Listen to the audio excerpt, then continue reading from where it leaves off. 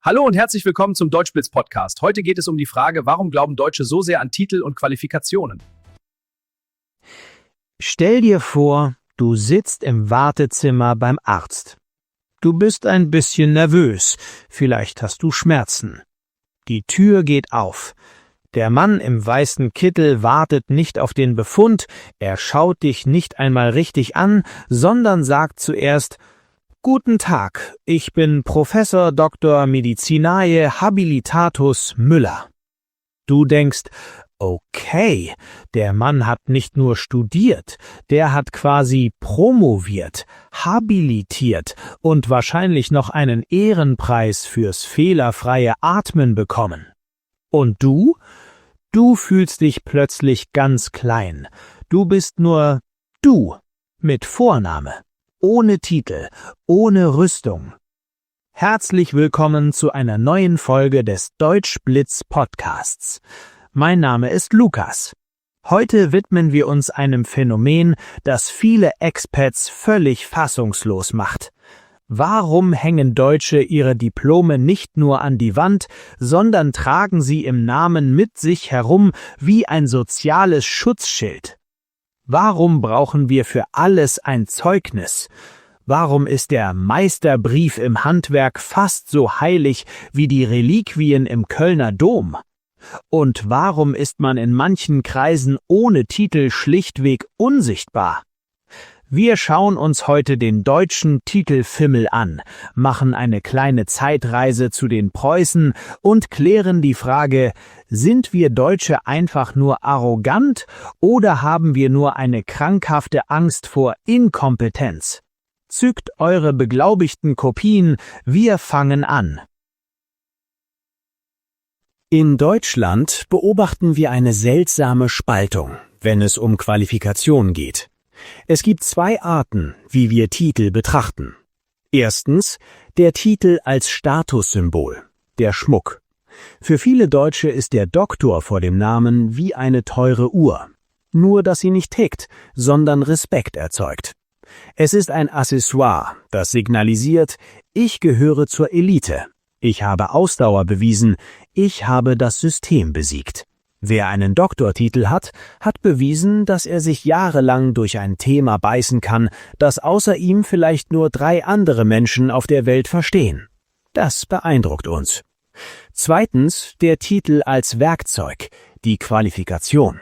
In manchen Branchen wie Medizin, Jura oder in der Wissenschaft ist der Titel fast schon Pflicht. Ohne ihn bist du in der Hierarchie schlichtweg unsichtbar. Achtet mal auf die Klingelschilder in deutschen Städten.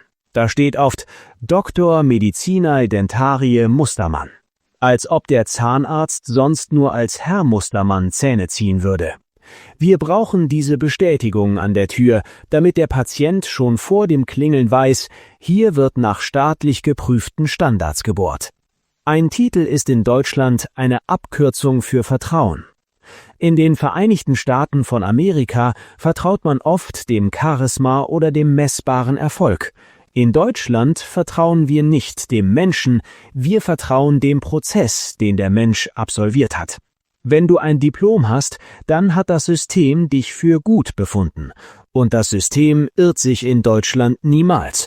Außer bei der Deutschen Bahn, aber das ist ein anderes Thema. Warum sind wir so besessen von diesen Papieren? Das kommt nicht von ungefähr. Machen wir einen kurzen Sprung ins 19. Jahrhundert. Damals erfand Wilhelm von Humboldt die moderne Universität. Bildung wurde zum Bürgerrecht. Ein Titel war plötzlich der Beweis für individuelle Leistung und nicht mehr für die Herkunft oder das Geld. Das war revolutionär. Es war der Aufstieg des Bürgertums gegen den Adel. Nach dem Zweiten Weltkrieg wurde dieser Drang noch stärker. Der Adel war endgültig Geschichte. Das Land lag in Trümmern, die alten Hierarchien waren weg. Was haben die Deutschen gemacht? Kein Adel mehr? Kein Problem. Dann machen wir uns eben selbst zum Adel mit dem Diplom. Der Titel wurde zum neuen Adelstitel. Nur ohne Schloss, aber mit Stempel. Er gab den Menschen in einer unsicheren Zeit einen festen Platz in der Gesellschaft. Heute erleben wir allerdings eine massive Titeldichte. Jährlich werden in Deutschland rund 28.000 Promotionen abgeschlossen. Das ist eine beeindruckende Zahl. In manchen Fächern, vor allem in der Medizin, hat man das Gefühl, der Doktortitel gehört fast schon zum Abschluss dazu. Der Titel ist wie ein Smart. Früher war er elitär und auffällig, heute steht er an jeder Ecke. Sogar Goethe hat schon in seinem Faust geklagt: Da stehe ich nun, ich armer Tor, und bin so klug als wie zuvor. Aber wisst ihr was? Wenigstens hatte Goethe keinen Dr. Philosophie vor seinem Namen stehen, sonst hätte er wahrscheinlich weniger Zeit mit dem Teufel verbracht und mehr Zeit mit dem Ausfüllen von Forschungsanträgen und dem Korrigieren seiner E-Mail-Signatur. Kommen wir zum Alltag. In den Vereinigten Staaten von Amerika sagt man oft: Hi, I'm Bob, Doctor of Philosophy. Meist nur im akademischen Kontext. In Deutschland: Hier ist Guten Tag, Dr. Bob, Standard. Habt ihr schon mal deutsche Visitenkarten gesehen? International steht der Titel oft hinten oder gar nicht. Bei uns ist es eine Kette vor dem Namen. Professor Dr. Rerum Naturalium Habilitatus Diplom-Ingenieur Schmidt. Im Ausland denken die, das ist ein Passwort für einen Hochsicherheitsserver. Aber nein, das ist nur Hans-Joachim. Und die E-Mail-Signaturen. Manche sind länger als der eigentliche Text, mit allen Titeln, Zertifikaten und gerne noch der Mitgliedschaft im Schäferhundverein. Warum? Weil wir Angst vor Intransparenz haben. Ohne Titel weiß keiner sofort, wo du stehst. In unserer Leistungsgesellschaft trägst du deine Leistung wie eine Standarte vor dir her. Wer den Titel weglässt, wirkt nicht bescheiden, sondern verdächtig. Und apropos, wenn ein Politiker seinen Doktortitel verliert, ist das oft schlimmer als Lügen. Wir haben das in den letzten Jahren immer wieder gesehen. Titel weg, plötzlich bist du nur noch Herr. Und dieser Abstieg tut richtig weh. Sozialer Fall in Zeitlupe. Bevor wir gleich zu meinem persönlichen Behördenschock kommen und klären, warum die Anerkennung von ausländischen Abschlüssen der Endgegner für jeden Expert ist, ein kurzer Stopp. Gefällt dir diese Folge? Findest du unseren Titelkult auch so faszinierend oder eher anstrengend? Dann zeig es uns. Gib diesem Video ein Like, abonniere den Kanal und aktiviere die Glocke, damit noch mehr Menschen erfahren, warum wir in Deutschland Titel sammeln wie andere Leute Pokémon-Karten. Danke. Das war effizient und pünktlich. Und jetzt zurück zum Zertifikatsdschungel. Ich muss euch eine Geschichte erzählen. Ich habe vor ein paar Monaten bei einer Behörde angerufen. Es ging um eine ganz einfache Frage zum Parkausweis. Die Dame am Telefon hob ab und sagte nicht einfach »Hallo?«. Sie sagte »Guten Tag, hier spricht Frau Diplom-Verwaltungswirtin Meier.« Ich war so perplex, dass ich mich fast entschuldigt hätte, dass ich nur Lukas bin. Ich hatte das Bedürfnis, sofort alle meine Zeugnisse aus der Grundschule zu suchen, um am Telefon mithalten zu können. In diesem Moment habe ich es begriffen. Der Titel ist für uns Deutsche nicht nur Schmuck, er ist ein sozialer Schutzschild. Frau Meier wollte mir nicht nur ihren Namen sagen, sie wollte mir sagen, ich weiß, was ich tue. Ich habe dafür studiert. Ich bin qualifiziert, dir zu sagen, dass dein Antrag abgelehnt wurde.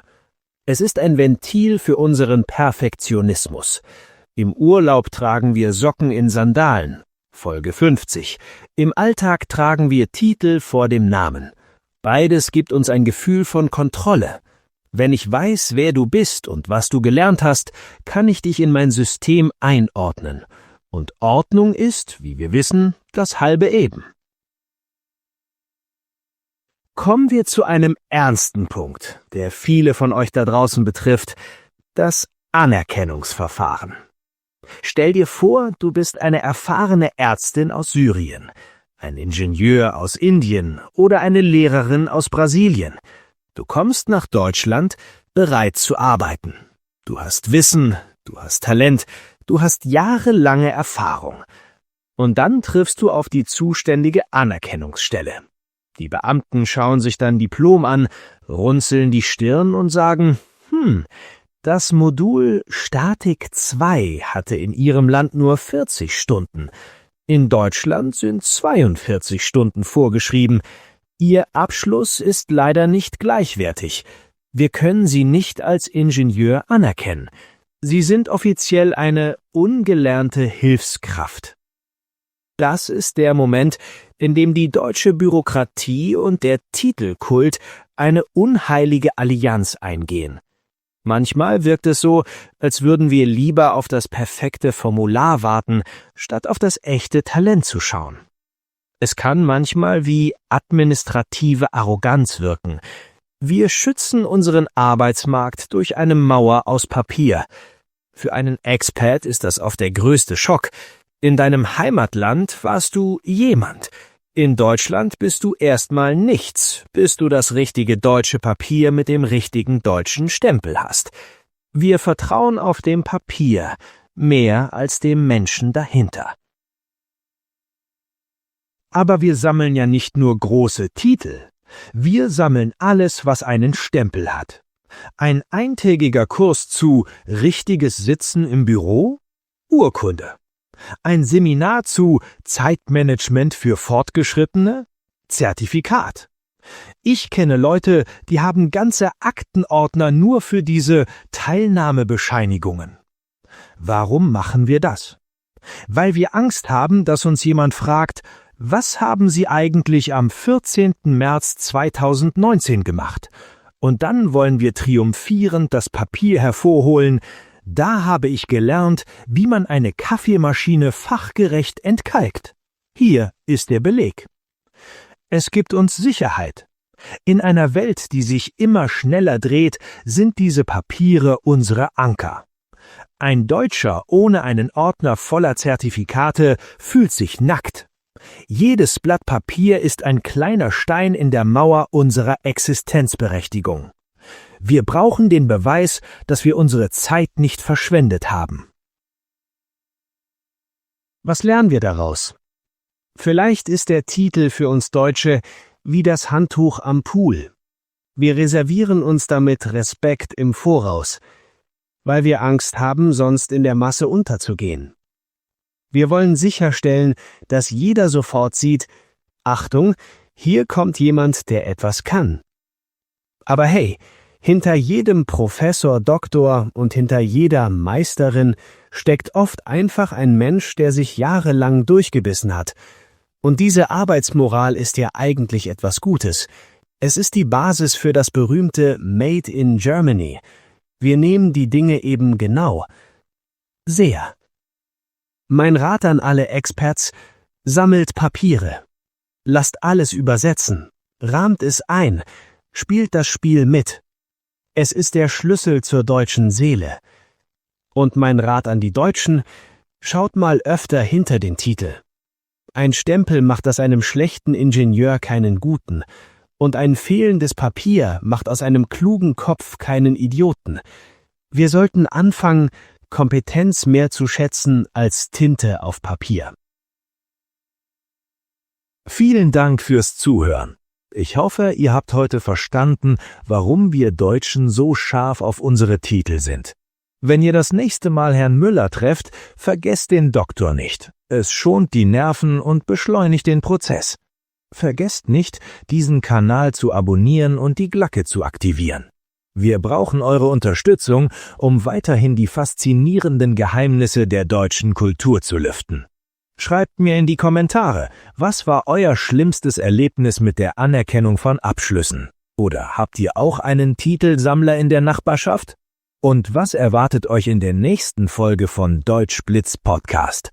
Wir haben heute über den Stolz auf das Wissen gesprochen, aber es gibt noch ein anderes deutsches Heiligtum, das Bankkonto. Aber nicht, weil wir so viel ausgeben, sondern weil wir so viel sparen. Warum sind Deutsche so besessen vom Sparen? Warum ist das Sparbuch fast schon ein Familienmitglied? Und warum können wir uns trotz Millionen auf dem Konto oft nicht entspannen? Das Thema beim nächsten Mal: Warum Deutsche so viel sparen und sich trotzdem nicht entspannen. Die Psychologie der Vorsorge und die Angst vor dem leeren Konto. Seid dabei. Ich bereite mich jetzt schon darauf vor. Ich habe mir die Zeit dafür schon vor 3 Monaten reserviert. Macht's gut, lernt fleißig weiter und vergesst eure Urkunden nicht. Tschüss. Tschüss und bis bald. Vielen Dank fürs Zuhören. Abonniert für mehr.